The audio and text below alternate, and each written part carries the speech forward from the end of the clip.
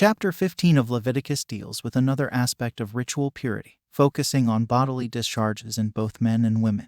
The text might seem overly concerned with what we today would consider private medical conditions, but for the Israelites, these issues had both hygiene and spiritual implications. The chapter starts by discussing male discharges. If a man has an emission of semen, he must bathe his whole body with water, and he remains unclean until evening. Any clothing or leather that has semen on it must also be washed with water, and be unclean until evening. This reflects a concern for cleanliness that is practical but also symbolizes the potential for transmitting impurity through physical substances.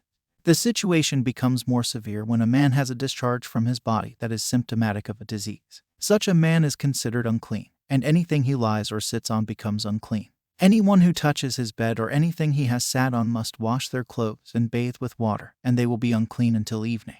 The man must also wash his hands before he can be considered clean. If the man is healed from his discharge, he must wait 7 days for his purification, wash his clothes, bathe in fresh water, and then he is clean. The regulations for women address menstrual impurity. A woman during her menstrual period is considered unclean for 7 days, and anyone who touches her or anything she has sat on during that time becomes unclean as well. The text implies a shared responsibility to maintain purity, with the community needing to be aware and respectful of these laws. The chapter concludes with instructions for both men and women after they are cleansed from their discharges.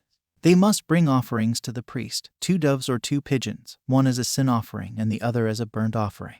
The priest will make atonement before the Lord for their unclean discharge, completing their purification process. Leviticus chapter 15 offers a detailed and practical guide for managing bodily discharge, but more importantly, it serves as a continuation of the holistic approach to holiness that characterizes the book. These laws are not simply about physical cleanliness, but are interwoven with the spiritual and social fabric of the Israelite community. They underscore the belief that holiness is not confined to religious rituals, but extends to all areas of life, including the most intimate and personal. By adhering to these regulations, the Israelites affirm their commitment to living a life set apart for God, one that honors the body as part of God's good creation.